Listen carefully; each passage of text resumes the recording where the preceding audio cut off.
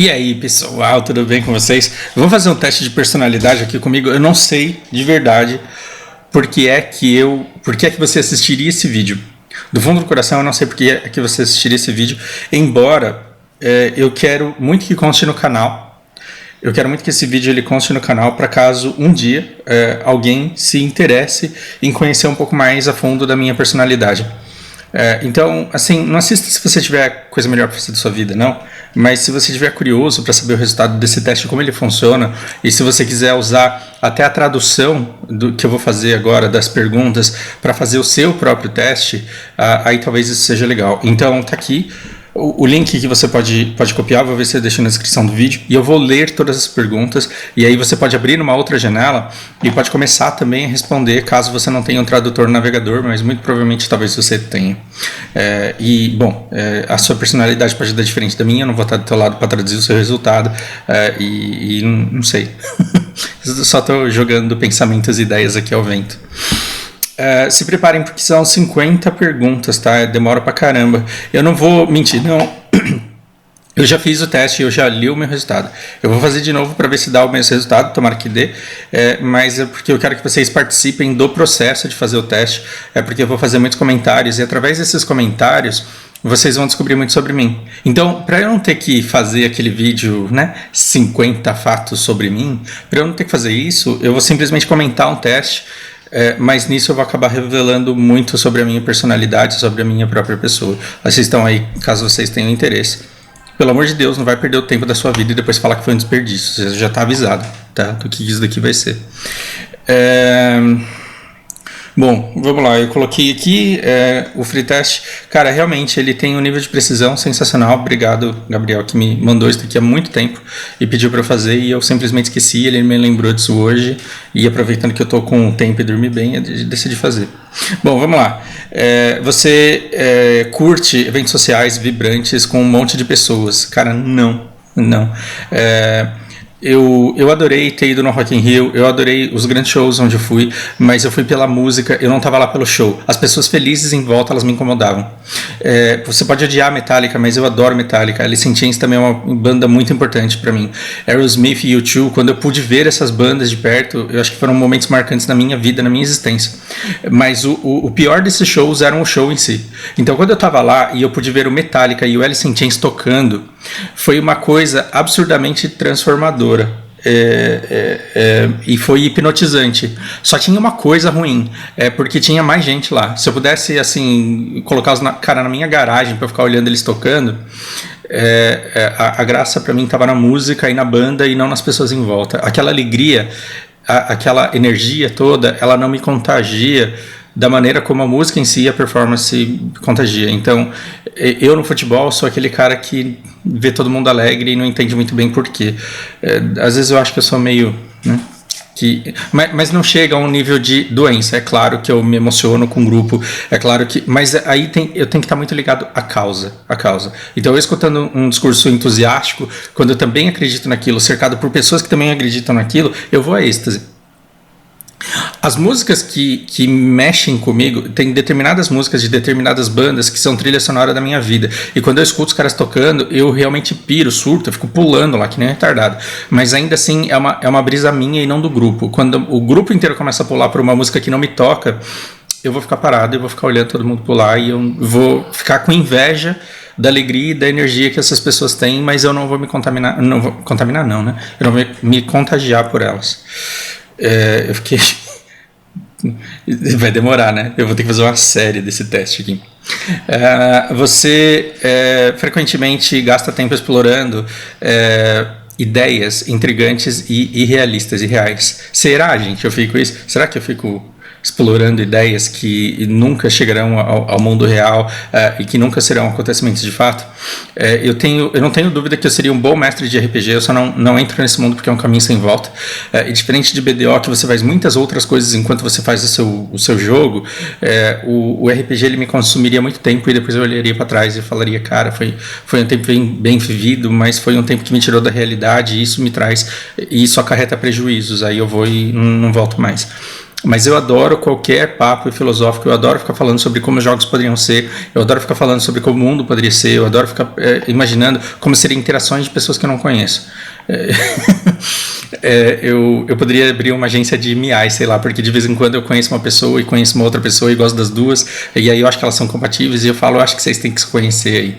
Eu ando até fazendo isso e, por incrível que pareça, tá dando certo.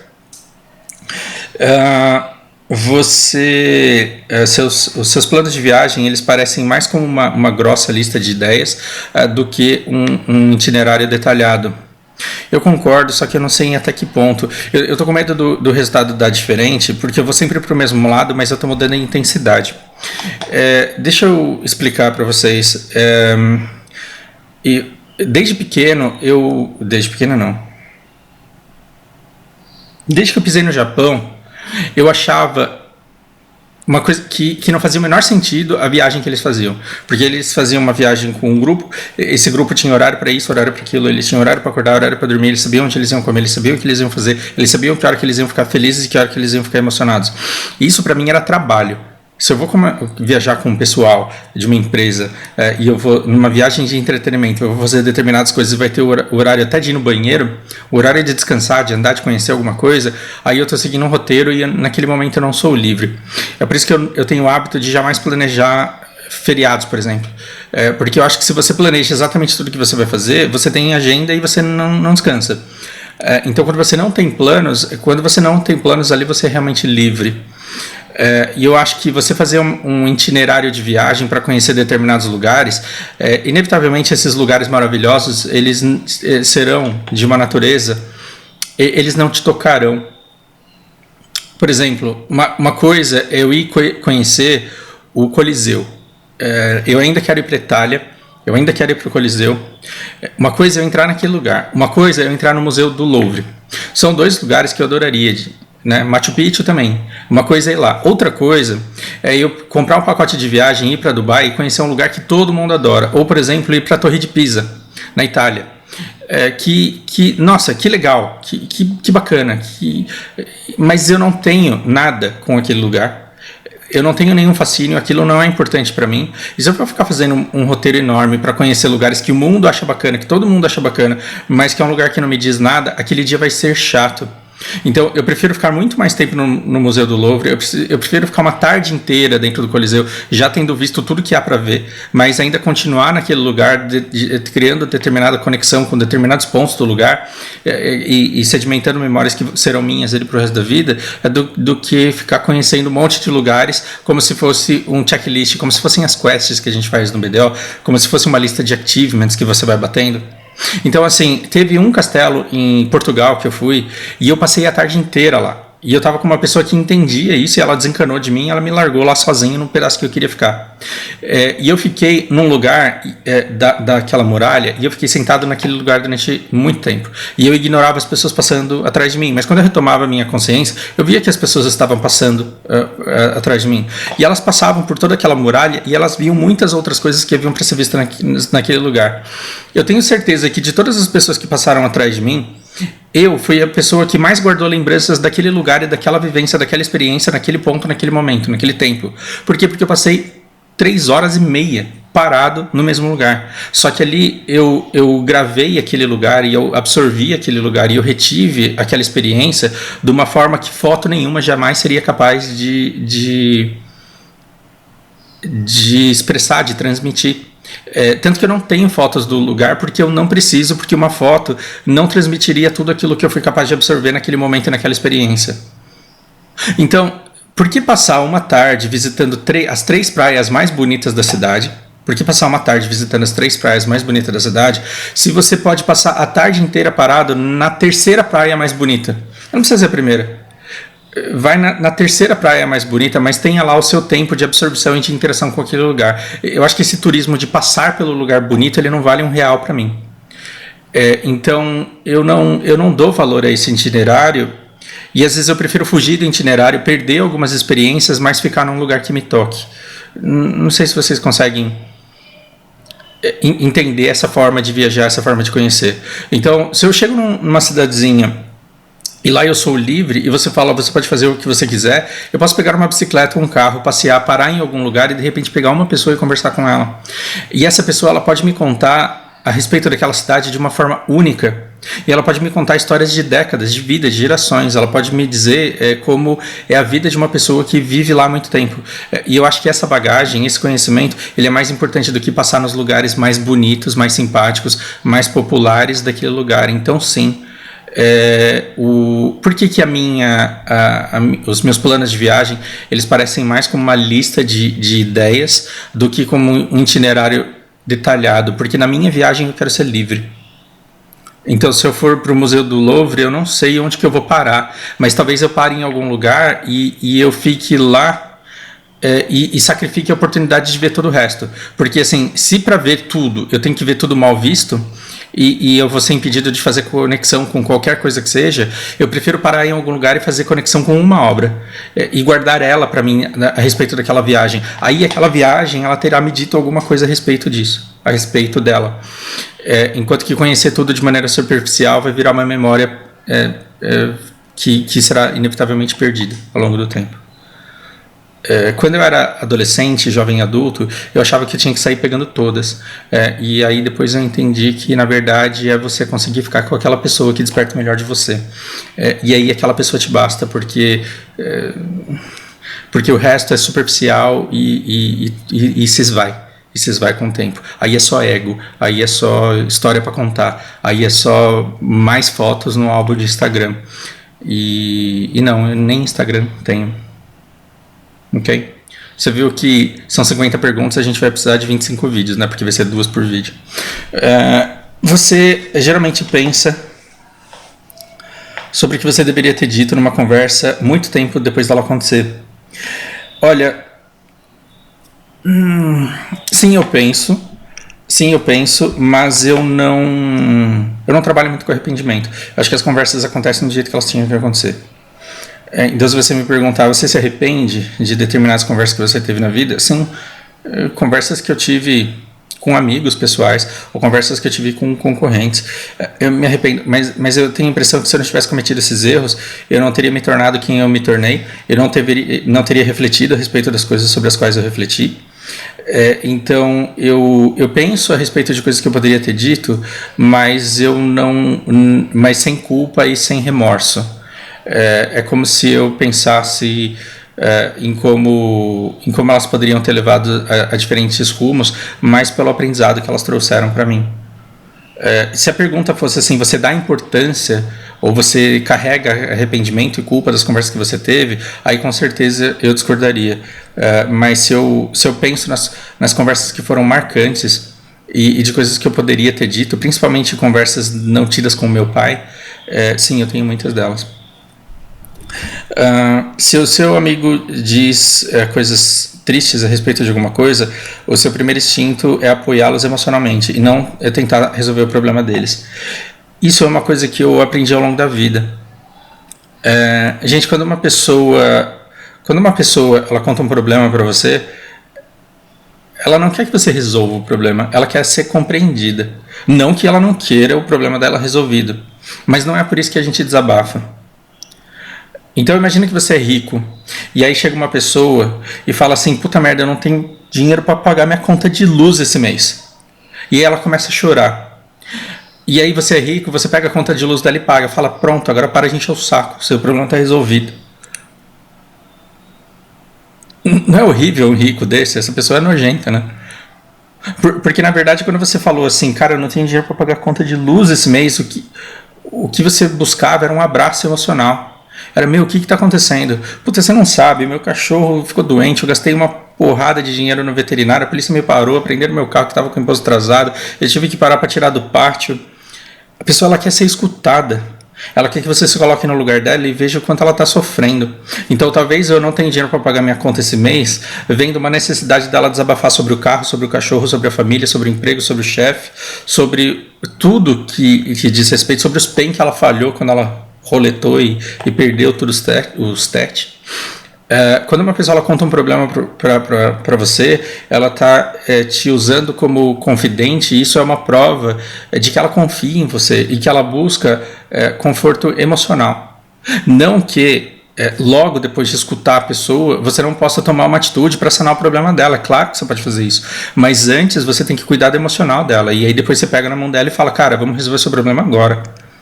Então, se a pessoa ela chega chorando, dizendo que a moto dela foi apreendida, primeiro você escuta a dor, primeiro você escuta a história, depois você olha para ela, pesa a importância do bem-estar da pessoa e a importância de outras formas de destino dos seus recursos que você poderia dar. Se você tem esse dinheiro, se isso não vai te fazer falta, se você não vai deixar de pagar os seus boletos por causa disso, aí você pega a pessoa, na mão da pessoa e fala, vamos lá tirar sua moto do pátio. Mas, sim, toda vez que uma pessoa chega e fala, olha, meu marido está no hospital, o que você faz? Você vai correndo lá no hospital visitar a pessoa ou você para escutar a pessoa que está precisando conversar com você ali naquele momento? Então, eu concordo. Eu espero que todas as pessoas sejam assim. Não, eu acho que somente eu sou certo na maneira como eu trato as pessoas. Não. Você tem tipos de personalidade que são reativos, que são pragmáticos. Esse tipo de pessoa ele não quer saber o que você sente, ele quer resolver o teu problema. Significa que esse tipo de pessoa não presta? É claro que não. São pessoas diferentes. São pessoas diferentes. Então, é por isso que às vezes eu me sobrecarrego. Porque eu sou ouvidos tão bons que as pessoas, quando têm problemas na vida, elas vêm falar comigo. Né? E aí eu fico com aquela carga emocional pesada. E é uma coisa com que eu não tenho problema nenhum de lidar, porque afinal de contas eu acho que o bem que eu posso trazer para outra pessoa ele é muito maior do que uma carga negativa temporária que eu possa vir absorver ali. Pessoas raramente podem te irritar. Depende, no MOBA ou fora do MOBA. Em situações de pressão, em situações sob pressão, eu sou péssimo para lidar com pressão. E eu espero mesmo, e eu tilto, e eu sou tóxico sob pressão. E aí, em situações de pressão, qualquer pessoa fazendo qualquer besteirinha que for, ela me irrita. Agora, fora de situações de pressão, no dia a dia, é muito difícil. É muito difícil a pessoa me irritar. Porque geralmente eu entendo por que ela está fazendo aquilo, e aí eu já tenho os meus antídotos. Então, por exemplo, se a pessoa está me matando direto no spot, eu sei se ela está querendo ficar com o spot ou se ela está querendo me deixar bravo. E aí eu consigo negar aquilo que ela quer através de estratégia, de técnica. Então é muito mais fácil eu tiltar a pessoa e me divertir com isso. Ó, como eu sou sádico. É muito mais fácil eu tiltar a pessoa e me divertir com o estado descontrolado dela do que eu ser o primeiro a tiltar. Isso dificilmente acontece. Mas como a gente tem que levar em consideração que mob existe e que situações de pressão existe, não aqui, né? Tem que tomar cuidado para não responder errado também. Então eu concordo quase bastante ótimo, que as pessoas raramente conseguem me chatear, me irritar.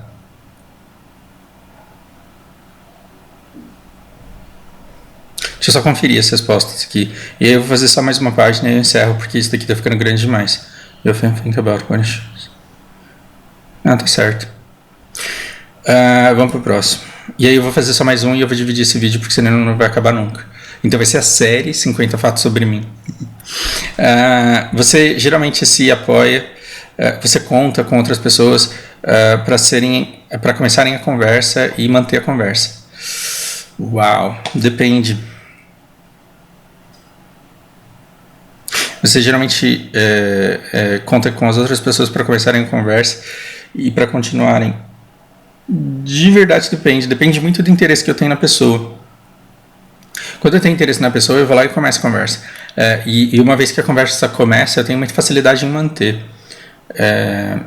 O que me falta, geralmente, é interesse. Então, nos vídeos, eu sou a pessoa mais expansiva do mundo. Só que vocês têm que lembrar que eu passo cerca de 8 horas tendo conversas profundas, filosóficas aí com os meus alunos. Então, o que acontece é que no momento em que eu não estou trabalhando, dificilmente estou a fim de conversar. Dificilmente eu estou a fim de bater muito papo. E às vezes quando eu vou para os lugares, eu simplesmente não tenho interesse de começar as conversas, mas eu geralmente me mostro muito receptivo quando a pessoa ela toma a iniciativa de conversar. Eu acho que eu concordo um pouquinho, porque quando eu paro para analisar a minha vida, dificilmente eu vou lá e começo a conversar com as pessoas, a não ser que eu tenha um nível de interesse muito grande, mas quando elas conversam, aí eu toco o barco sem nenhuma dificuldade.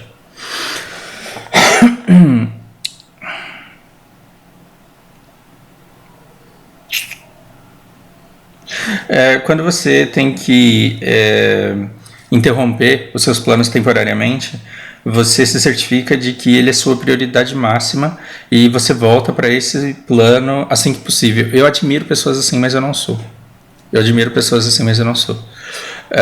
Eu acho assim, eu começo a ler um livro, de repente me aparece um outro que eu tenho que ler por algum motivo, e eu paro esse livro, eu não me sinto obrigado a voltar e terminar aquilo.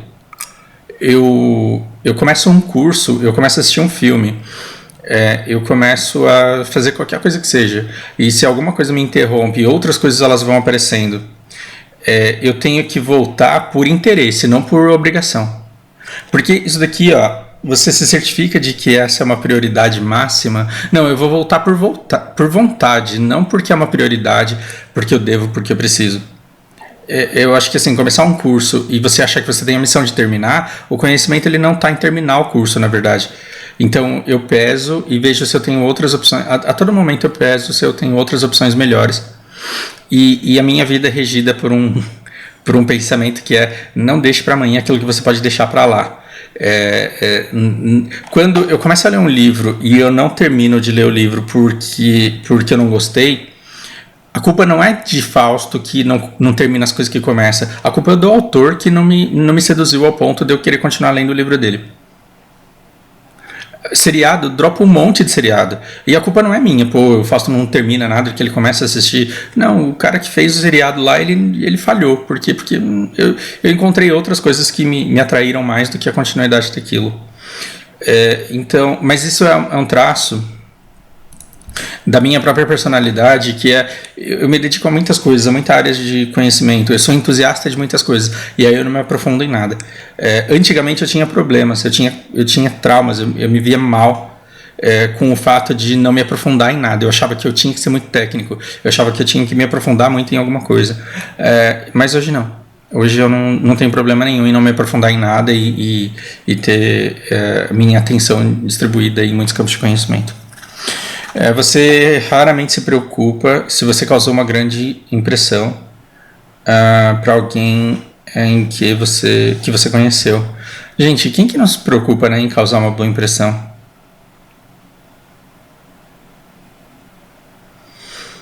Você raramente se preocupa se você causou uma boa impressão na outra pessoa. Olha, eu concordo até certo ponto. Eu não sei se aqui ou aqui. E sabe por quê? Tá acabando, tá, gente, esse vídeo. Depois eu continuo em outro.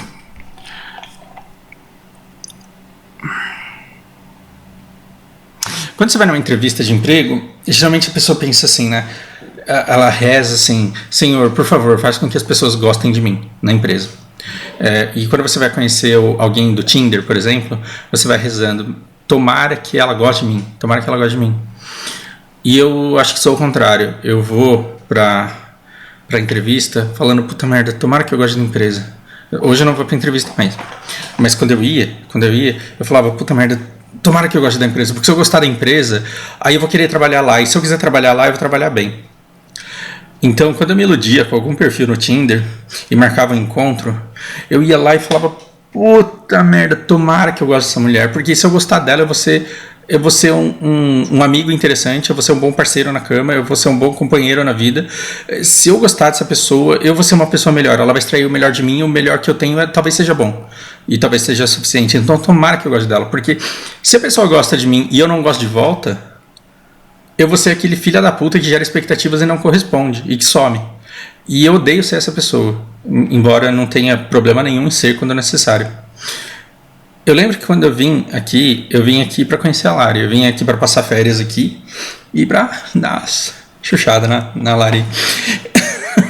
E aí eu vim e eu lembro, e não é arrogância, não é prepotência, mas eu não tinha preocupação se ela ia gostar de mim ou não. Eu tinha uma imensa esperança de que tudo que eu vi nela fosse verdade e que eu fosse encontrar nela exatamente aquilo que eu tinha forte impressão de que eu encontraria. E cara, foi muito bom pra mim quando eu encontrei, quando aquelas impressões que eu tinha lá em São Paulo se provaram verdade, quando eu descobri que eu realmente sentia tudo aquilo por ela. Porque eu falei: cara, se eu fico com essa mulher, eu não vou largar ela mais.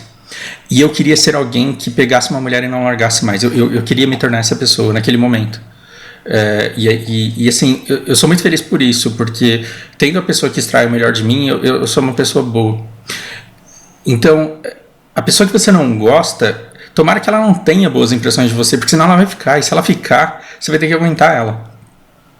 Se a pergunta fosse, você se preocupa em causar boas impressões para alguém que você gosta, eu responderia que não do mesmo jeito.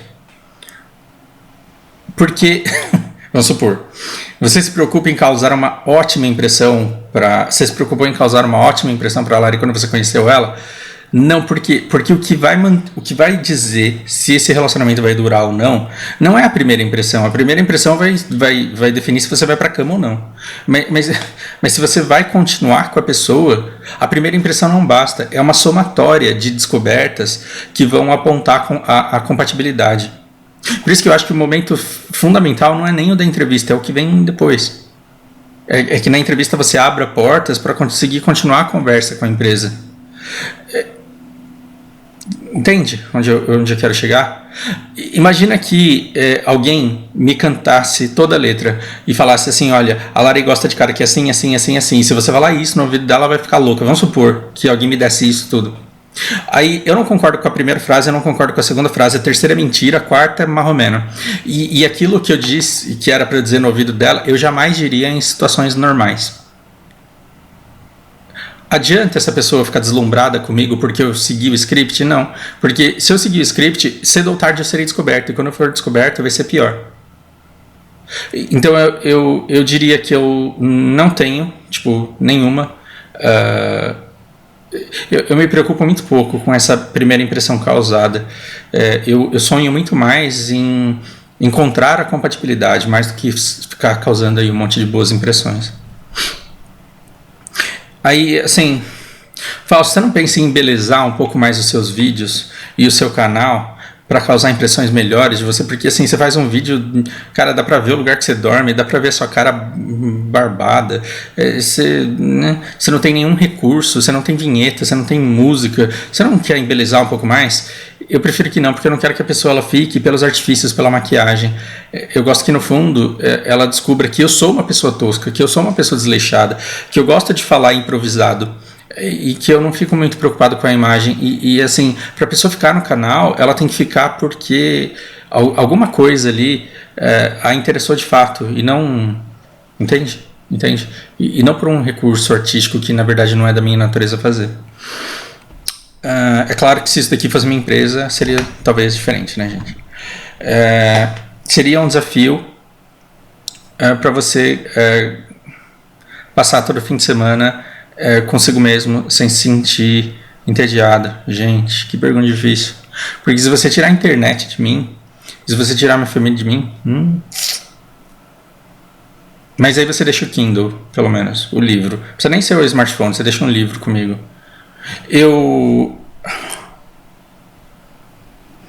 Quando eu tinha 16 anos, eu fui pro Japão e eu não sabia falar nada japonês. Aquele foi um ano em que eu tive que ficar comigo mesmo. Porque eu tinha vontade de conversar com as pessoas. Na verdade, eu tinha vontade de conseguir conversar, mas eu não tinha interesse de conversar com elas. Eu achava as pessoas muito desinteressantes naquela época, naquele lugar onde eu estava. Mas foi um ano em que eu tive que aprender a ficar comigo mesmo. Era um ano em que eu não sabia fazer isso, foi muito difícil, mas eu aprendi. Foi um ano fundamental na minha vida. O Musashi, o samurai, ele foi preso pelo Monge Takuan e ele foi sentenciado a 3 anos de isolamento. E ele passou 3 anos com livros.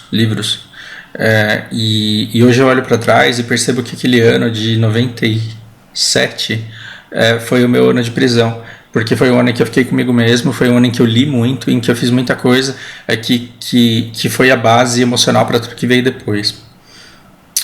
Então acho que não teria dificuldade de ficar comigo, não. Você é mais detail-oriented do que um big picture person? Se eu foco mais no detalhe ou no cenário geral, eu discordo. Porque, embora a riqueza esteja no detalhe das coisas, o que importa no final é o resultado. O que importa no final é o resultado. E não adianta o seu trabalho ser brilhante se o que vem... Linha de montagem. Não adianta o seu trabalho ser brilhante e perfeito se quem está atrás de você, se quem está antes de você faz mal feito e quem está depois de você faz mal feito. Então você tem que entender, no fim das contas, por que é que a empresa dá certo e por que ela dá errado. E por que ela dá certo e por que ela dá errado é resultado de uma conjuntura e não de um detalhe. É como se você tivesse um restaurante e a menina que, sei lá, que faz o pedido tivesse uma letra feia. Não, eu tô dando um exemplo horrível. É como se você tivesse um restaurante e a menina que escreve o pedido ela faz uma letra feia e de vez em quando dá erro. E a outra.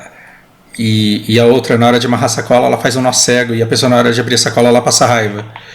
E aí, de repente, o restaurante ele tá dando prejuízo. E aí você identifica esses dois problemas e você fala, a menina erra o pedido ali, a outra ela irrita o cliente que compra a comida aqui.